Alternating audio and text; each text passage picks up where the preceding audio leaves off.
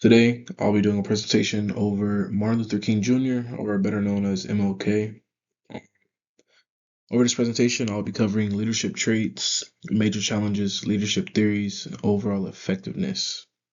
But before I get into any of that, I have some things about Martin Luther King Jr. He was born 1929 in Atlanta on January 15th. Another fun fact: his actual birth name, or his name at birth, was actually Michael King Jr., but his father later changed both of their names to Martin Luther King in honor of the Protestant reformer Martin Luther. He skipped both ninth and 12th grade and entered college at just 15 years old at Morehouse College. He earned a PhD from Boston University in systematic theology. And then in 1964, at the age of 35, he became the youngest person at that time to win a Nobel Peace Prize. And he was arrested around 29 to 30 times during his lifetime for acts of civil disobedience.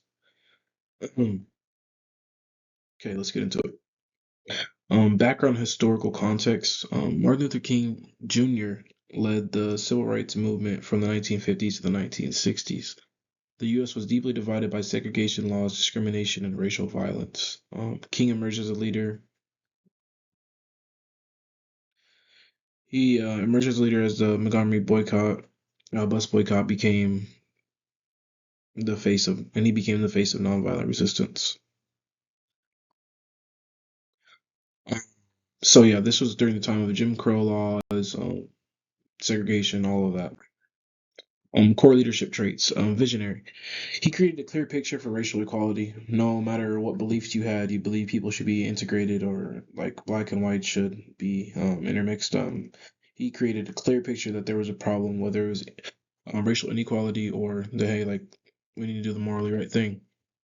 Courageous. He continued to lead despite threats of jail time.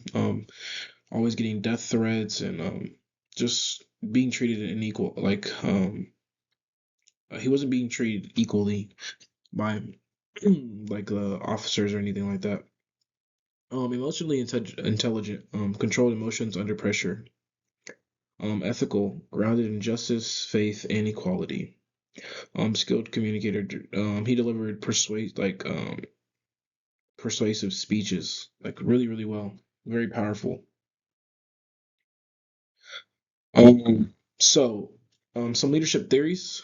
Inspired followers by compelling visions, motivated through shared values, and then create long-term change. So when I say long-term change, I'm talking about today's modern society, how we have integrated families, we have mixed families where we have just people of color being able to um, be together as a unity. And then motivated through shared values, he motivated other people who could relate to him or share the same values and traits or characteristics that they wanted to see in society also. Um, so yeah. Okay, ethical leadership. So ethical leaders prioritize fairness and integrity. So King's leadership was rooted in justice, nonviolence, human dignity, and then moral courage. And he was committed to nonviolence. That would strengthen the vision that he had. So justice. He wanted justice for blacks, and not just it wasn't just about race, but he just wanted to build a beloved community. So nonviolence was like another that was like his biggest thing. He wanted to do the right thing. He wanted to make a change, but he wanted to do it with peace, not violence. He thought violence only brought more hate.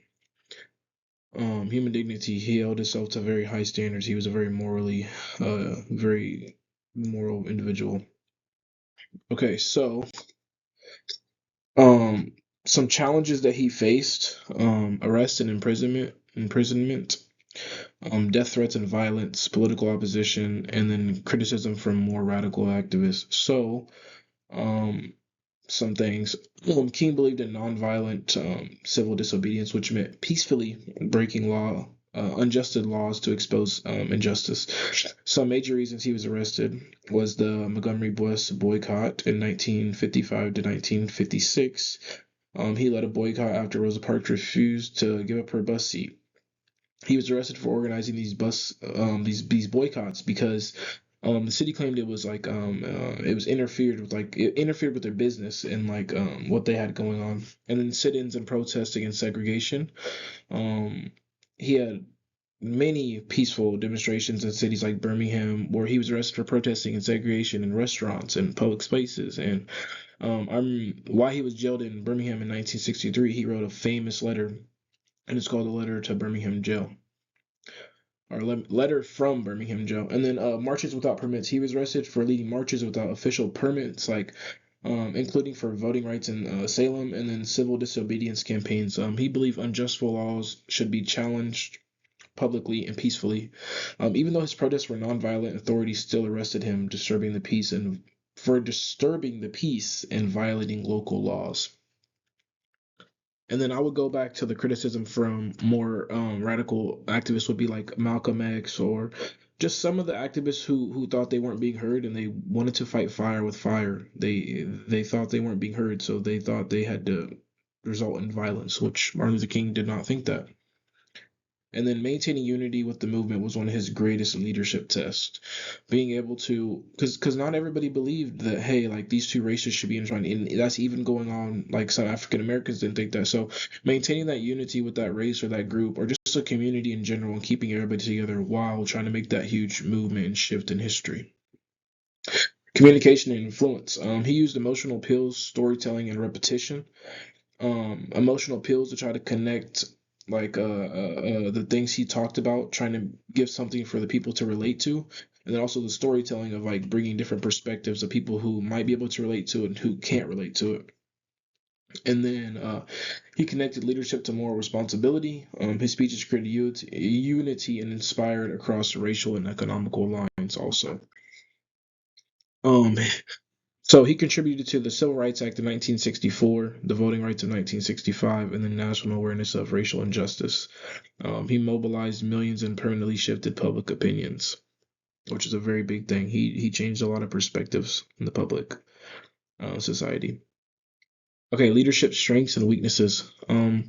He was a vision-driven leader. High moral standards and then strategic nonviolent resistance was like one of his huge strengths. Challenges or weaknesses would be he was very slow. Like they thought it was a slow pace. He was like more on the slower side. He wanted to do things with intention, and then it frustrated some activists who thought they had to go with violence and it had to be like right now or it's never. And then constant external pressure, whether that's from politicians or just the outer group of people who were looking down or just doubting, which he did not let that affect him. And then so going into some more like into depth, the more like visionary leader, he had a clear and powerful vision, race equality and justice in America. He didn't want to just change laws; he wanted to change hearts. His dream was about a nation where people were judged by character and not by color. And moral courage, it just takes a lot of courage to speak out, even just everyday speaking in front of groups, but even more courage to do it peacefully while facing violence and jail and threats. I mean, Martin Luther King was beaten, jailed, and constantly threatened, yet he refused to respond with hatred because that's just not who he was. He wanted to do things peacefully. His emotional intelligence. King understood people's emotions. He knew how to inspire hope during fear, calm crowds down during tension, and this was a big one. Encourage unity instead of revenge.